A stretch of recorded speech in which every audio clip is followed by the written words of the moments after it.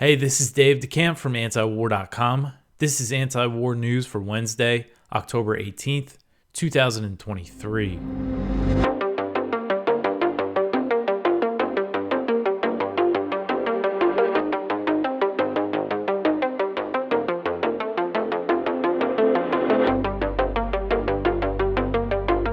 All right, so the big story on Tuesday was the horrific bombing of a hospital in Gaza.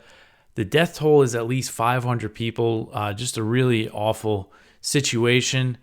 We had that story at the top of the page for most of the day on Tuesday, so I rearranged things for Wednesday's page. So we'll get into the hospital bombing in a little bit. But the first thing at the top of the page on antiwar.com today, Israel asks the U.S. for $10 billion in additional military aid. So this was reported by the New York Times on Monday that Israel is looking for $10 billion in military aid amid its onslaught in Gaza. And this report said that lawmakers in Congress are working with the White House to craft a spending package that will include military aid for Israel, Ukraine, and Taiwan, and additional funds for border security. So it looks like Taiwan is back into the mix. There's been multiple reports about this now. And then on Tuesday, Reuters reported that President Biden will request a spending package for all the military aid for all these three countries worth about $100 billion. Previous reports said that Biden was looking for a massive spending package for Ukraine that would last through the 2024 election.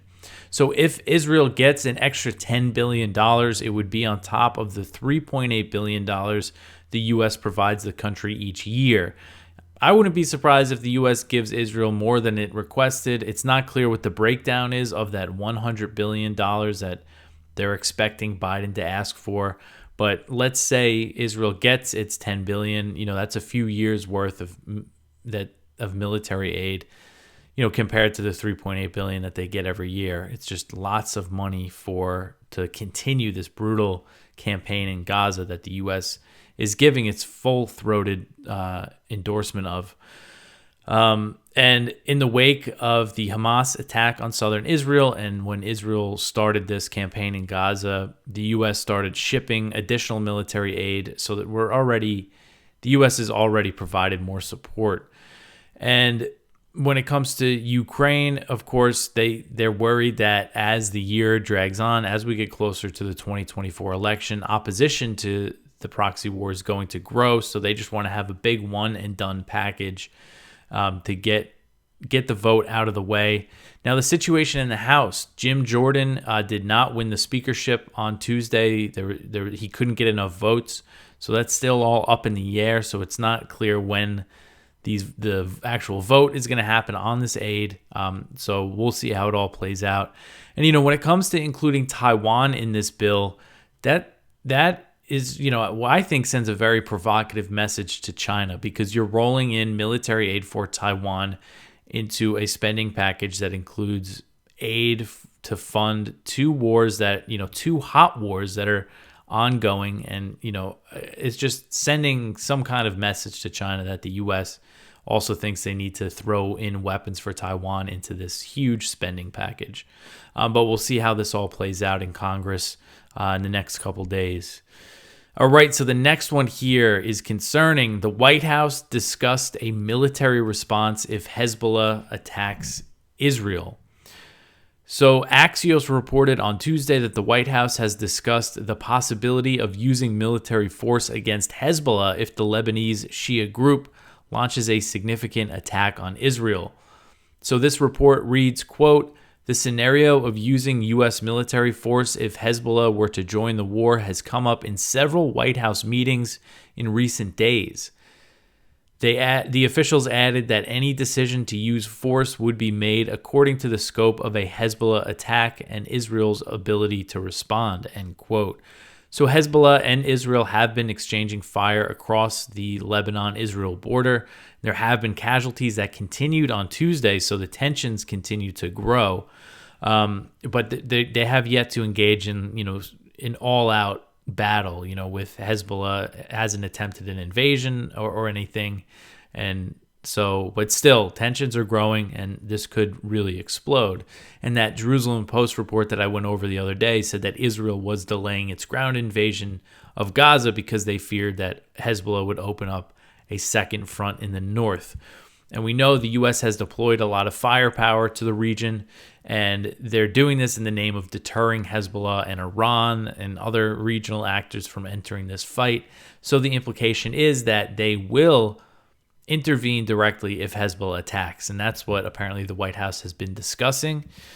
And Israel's national security advisor believes that the U.S. will directly intervene if Hezbollah enters the war. He said on Tuesday, quote, "Biden is making clear to our enemies that if they even imagine taking part in the offensive against the citizens of Israel, there will be American involvement here. Israel will not be alone. A U.S. force is here, and it is ready," end quote. So, again, I mean, there's just a good chance of this thing really exploding into a much wider war. And the next one here is related to that. McCaul says that he is preparing an authorization of military force if the Gaza war escalates. So Representative Michael McCaul, Republican from Texas, he's the chair of the House Foreign Affairs Committee. He told CNN on Monday that he was drawing up an authorization for the use of military force against Hamas, Hezbollah, and other groups in the region if the Gaza war escalates. He said, quote, "I hope I never have to mark this bill up, but we have a situation in the Middle East that's growing day by day with intensity. And if Hezbollah gets involved, Iran has already threatened if Gaza is, if the IDF goes into Gaza, that they're going to come out," end quote. So when asked if the White House requested the authorization, McCaul would not say. He said, quote, "I don't want to confirm that. It's just that there is concern. I'm currently drafting one in the event that it's necessary," end quote. So he said that the AUMF he's working on would apply to Iran as well if Tehran enters the fighting. He said, quote, "I'd prefer not to put Iran as a nation state in there. It would be more Iran proxies, like Hamas, Hezbollah, Iran-backed Shia militias. But if Iran gets directly involved, then we would have to put them on the list," end quote. So again, a sign that this thing could really explode. And then I just mentioned again in this article how the U.S. has deployed, the aircraft carriers and everything to the region.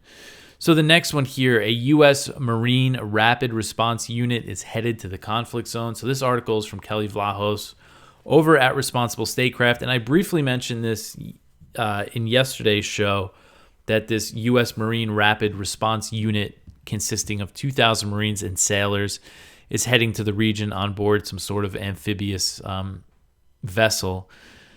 And according to these reports, the idea is to send a message of deterrence to Iran and Hezbollah. And again, the implication is that the U.S. will attack them directly if they intervene. So according to CNN, the unit will join the 2 U.S. aircraft carrier groups in the Eastern Mediterranean. So this is the 26th Marine Expeditionary Unit, which specializes in tasks such as amphibious operations, crisis response, humanitarian assistance, and certain special operations. So anyway, this group of 2,000 Marines and sailors is on top of the 2,000 troops that the Pentagon has told to be prepared to deploy to the region to back Israel in this war in whatever capacity. The reports say they're not meant to be a combat force. So this is additional on top of that. So 4,000 troops potentially being deployed to the region to prepare to support Israel and, provide possibly intelligence and things like that. And if things really do explode, potentially actually enter the conflict. So lots of military assets moving around. All right, so the next one here, hundreds killed in Israeli bombing of a Gaza hospital. So Middle East Eye reported, as well as Al Jazeera and other media outlets reported that Israeli airstrikes targeted the Al Ali Arab Hospital in Gaza City on Tuesday night, killing hundreds and wounding many more. Reports say at least 500 people were killed, mainly women and children. So for their part, the Israeli military is denying that they bombed this hospital. They are claiming that a rocket misfired by the Palestinian Islamic Jihad group hit the hospital. They said that a rocket volley was being fired at Israel around the time, and one of the rockets must have hit the hospital. Now, if you know anything about these rockets that the Islamic Jihad and Hamas use, they are not nearly powerful enough to level a hospital and kill 500 people. They've never caused any casualties anywhere near that. So if the Israeli claim is true, which I am doubting, it would mean that it would have to have hit some sort of ammunition dump or, some sort of stockpile of weapons that was either at the hospital or next to the hospital. But I don't even see Israel saying that. They're just putting out saying, oh, our intelligence tells us it was a Palestinian Islamic Jihad rocket. So, again, if you watch the video here that the Washington Post says that they confirmed is the video of the hospital being hit, and you listen to the sound, it really sounds like an airstrike. And I see people on Twitter and stuff suspect that it's a JDAM, which is a bomb, a U.S.-made bomb. But Israel's denying it, so we'll see how this plays out.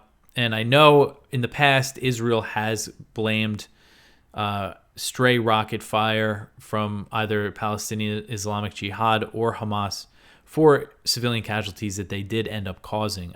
Over the summer, actually, no, this was last year. This was in 2022. There was an escalation, and a group of Palestinian children in a graveyard that were visiting a graveyard were killed by an Israeli airstrike, or I'm not sure if it was airstrike or artillery, but either way, it was Israel that did it. Israel claimed it was an Islamic Jihad rocket, and then they eventually admitted, actually, it was us that killed those kids.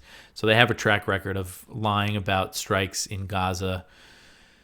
So, we'll see what happens in the coming days, but this bombing has drawn widespread condemnation from regional countries who are, of course, blaming Israel. Jordan's King Abdullah called the incident, quote, a heinous war crime that cannot be tolerated. Israel must immediately stop its brutal aggression against Gaza, end quote. So that's Abdullah. And after this hospital bombing, Jordan canceled a summit with President Biden that they were going to host in Amman on Wednesday. The leader of Egypt was also going to be there. So Biden is probably already in Israel. He was due to arrive Tuesday night or early Wednesday, and he was set to visit Israel and then go over to Amman for this summit, but that summit has been canceled. Another meeting that has been canceled was one that was scheduled between Mahmoud Abbas, the head of the Palestinian Authority. They canceled the meeting after the hospital bombing. Erdogan, all the Arab leaders in the region as well have come out strongly condemning this and, pointing the finger at Israel. Lots of NGOs, human rights groups are all condemning this as well. Of course, this is horrific.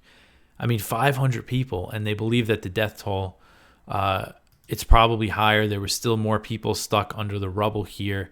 I'm just clicking over to the Middle East Eye article.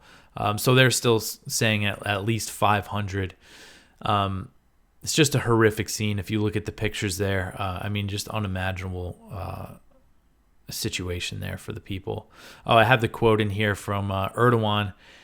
He said that striking a hospital, quote, where there are women, children, and innocent civilians is the latest example of Israel's attacks devoid of fundamental human values, end quote. So, and President Biden put out a statement on this bombing, and I should read that. Oh, I thought I added it to the article here. Yeah, I did. Sorry, I'm all over the place. I was kind of updating this as the day went on, so it's a little messy. But so what's interesting is that President Biden released a statement, and he did not attribute blame in his statement. He said that he directed his national security team to continue gathering information about exactly what happened. So what's interesting about this is that he put this statement out after Israel was claiming it was a Islamic Jihad rocket. So if the U.S. was buying, believed Israel's story, you would assume that Biden would have backed them up, but he didn't. So I think that is telling. And I know there were some things on Twitter. Israel put out videos with a timestamp that was not the same time as the strike, and they deleted some tweets or something. So right now, I think Israel's case is pretty flimsy, but we'll see. I feel like, they're going to have to eventually admit it was them, or, more definitive evidence will come out. Because right now in Gaza, at the scene of the hospital, it's just a disaster, and they're cleaning up. And, and it's not like Israel is not targeting civilians. It's not really a surprise that Israel would do something like that, would bomb a hospital. I know some of the NGOs that operate there, like Doctors Without Borders, have said in recent days that Israel was telling them to evacuate hospitals in the north. And this happened in Gaza City, the city that Israel is expected to launch a major attack on with ground soldiers. So, don't put it past Israel, and I think we should doubt their side of the story. All right, so the next one here, U.S. and its allies defeat a UN Security Council resolution for Gaza ceasefire. So on Monday night, the U.S. and its allies voted down a UN Security Council resolution that would have called for a humanitarian ceasefire in Gaza, as civilians in the enclave are under a brutal siege. So this resolution was proposed by Russia. It was also supported by China, Gabon, Mozambique, and the UAE. But the U.S., Britain, France, and Japan voted against the resolution. Now, this is the UN Security Council. A lot of, this stuff is mainly symbolic, but still the fact that the U.S. and its allies are voting against a humanitarian ceasefire says a lot. And the U.S. ambassador to the UN, Linda Thomas Greenfield, she said that she slammed the resolution because it did not condemn Hamas. She said, quote, "By failing to condemn Hamas, Russia is giving cover to a terrorist group that brutalizes innocent civilians. It is outrageous, hypocritical, and indefensible," end quote. And then Russia's representative, of course, criticized the U.S. and its allies for voting against this resolution. And we know the State Department is telling its diplomats, don't talk about de-escalation, don't talk about a ceasefire. We're backing Israel all the way here. So it's not a surprise. All right, the next one here, bodies all around as Israeli air raids hit homes in southern Gaza. So this article is from Al Jazeera, and it says that more than 70 Palestinians have been killed in Israeli air raids on southern Gaza, where Israel previously ordered civilians to seek refuge ahead of a looming ground offensive, according to officials in the besieged enclave. So this was early Tuesday. They said Israeli strikes hit homes west and southeast of Khan Yunis and west of Rafah. And that is in the southern Gaza Strip, again, where they are telling them to evacuate. They're still launching airstrikes there. And I know Hamas said one of their senior leaders was killed on Tuesday in some airstrikes, but AP is reporting that at least dozens of civilians were killed in these airstrikes in the south. And there's some pictures here of just the situation for the people, and it's just really horrific. And the death toll, so I haven't seen an updated death toll from the Palestinian Health Ministry since the hospital bombing. I know yesterday the death toll was about 2,800. So if you add the 500, it's about 2,300. Add 70 from the south, 3,300. So we're well over 3,000 at least in this 10, 11-day bombing siege. It's just really horrible numbers there. And then the next one, we just have the live updates from Middle East Eye. See what the latest is. Iran's foreign minister arrives in Saudi Arabia. Islamic Jihad denies Israeli claim on the hospital strike. They say that Israel is trying to evade responsibility for the brutal massacre. Biden intends to ask Israel tough questions, according to John Kirby. I'm sure he's going to be real tough with them. Why is he going to Israel if he's going to, I don't know. It's just crazy that he's going over there. UN chief horrified by hospital strike. So those are just some of the latest news updates. So the next one here is a pretty big story. The U.S. secretly gives Ukraine cluster ATACMS. So CNN reported Tuesday that the U.S. has secretly provided Ukraine with Army tactical missile systems. Those are the ATACMS munitions that typically have a range of about 190 miles and can be fired from the HIMARS rocket systems. U.S. officials told the New York Times that the ATACMS the U.S. has provided are armed with cluster bombs, and that is a widely banned munition that's notorious for killing civilians due to its indiscriminate nature. The U.S. first began giving Ukraine cluster bombs in the form of 155 millimeter artillery shells earlier this year, and now they're giving them these ATACMS. And the issue with cluster bombs is that they can leave behind duds. They spread these small little bomblets, and many of them might not explode, and civilians can often find them years or decades after the conflict. And a lot of times it's children. They see something that looks like a ball, they pick it up, and it blows up in their hands. So that's the fate of Ukrainians in the future, thanks to Joe Biden sending all these cluster bombs over there. So the ATACMS have a range of 190 miles, which is significantly longer than anything else the U.S. has given them. This New York Times report said that this version that the U.S. has secretly provided, though, have less of a range than 190 miles. They say it's even less than the Storm Shadow missiles that the British have provided Kiev that have a range of 155 miles away. So it's not really clear what range these ATACMS are, but either way, this is a big escalation. And they did it secretly. This was not announced in any recent military aid package that the Pentagon announced for Ukraine. So that raises all sorts of questions about what else has the U.S. done secretly when it comes to sending weapons, or what other kind of support are they providing that we don't know about. So Ukrainian officials, and later Zelensky said that they used the ATACMS on Tuesday. They're already in use. They said they targeted 2 airfields in Russian-controlled areas of Ukraine, one in Berdyansk, which is in the southern Zaporozhye Oblast, and then another airfield in the eastern Luhansk Oblast. So again, it's not clear when the U.S. actually delivered these weapons, since we don't know when they were shipped over there. And Ukraine has been requesting these ATACMS for a long time. The Biden administration, was initially hesitant to send them due to fear of escalation. They believe that the use of ATACMS could cross one of the red lines that would lead Russia to using a tactical nuclear weapon. That's what U.S. officials used to fear. But those concerns have waned, and really their logic seems to be, well, Russia hasn't used a tactical nuke up to this point, so they're probably not going to do it. Let's send these weapons, keep escalating. That seems to be their logic. All right, so the next one here is Putin arrives in China to meet with Xi. So this article is from Kyle over at the Libertarian Institute. Russian President Vladimir Putin traveled to China to meet with President Xi Jinping as the two countries are developing a historically strong relationship. Xi and Putin described each other as close friends, and these robust ties between Moscow and Beijing grew as the U.S. has been leading, these sanctions against Russia. China's also facing sanctions and a U.S. military buildup in the Asia Pacific. So naturally, the two countries would grow closer together. So Xi said that the ties between Russia and China are, mutually beneficial. Putin arrived in China on Tuesday for the Belt and Road Forum. In comments to Chinese state media, Putin said, quote, "Chairman Xi Jinping calls me his friend and I call him my friend," end quote.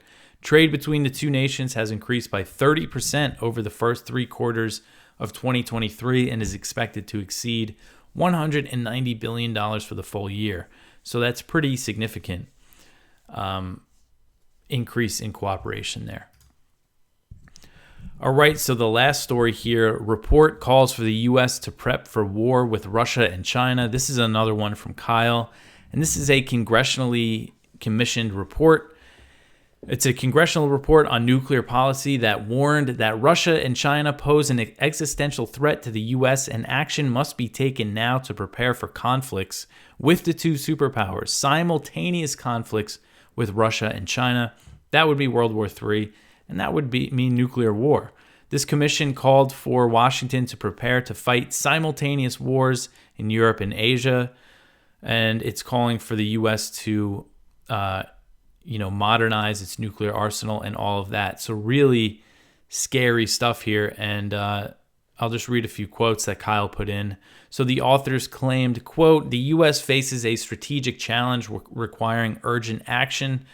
Given current threat trajectories, our nation will soon encounter a fundamentally different global setting than it has ever experienced. We will face a world where two nations possess nuclear arsenals on par with our own.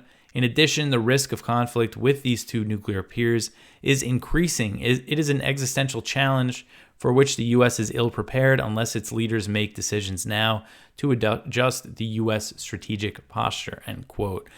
So I would look at something like this and say, if the risk of nuclear war is more likely, why don't we do everything we can to avoid it and de-escalate tensions and work things out with China and, stop supporting Ukraine? That would be my, idea to fix it. But no, this report says more nukes, more weapons, get ready for World War III. So that is it for the news for today. Go check out our Viewpoints. We have one from Thomas Knapp, Murder Most Foul, Thoughts on Moral Responsibility. One from Ted Snyder, The U.S. Breaks Its Deal with Iran Again. One from Alice Sperry, Before They Vowed to Annihilate Hamas, Israeli Officials Considered It an Asset. One from Jonathan Cook, Lawless in Gaza, Why Britain and the West Back Israel's Crimes. And our spotlight is from Peter Van Buren, No More Malarkey on Ukraine Policy. So that is everything for me for today. You could always help the show by sharing it around, commenting, liking, subscribing on YouTube. If you listen to the podcast, which most of you do, leave a rating or a review wherever you listen to it. All that stuff really helps, and I appreciate it. I'll be back tomorrow with some more news. Thanks for listening.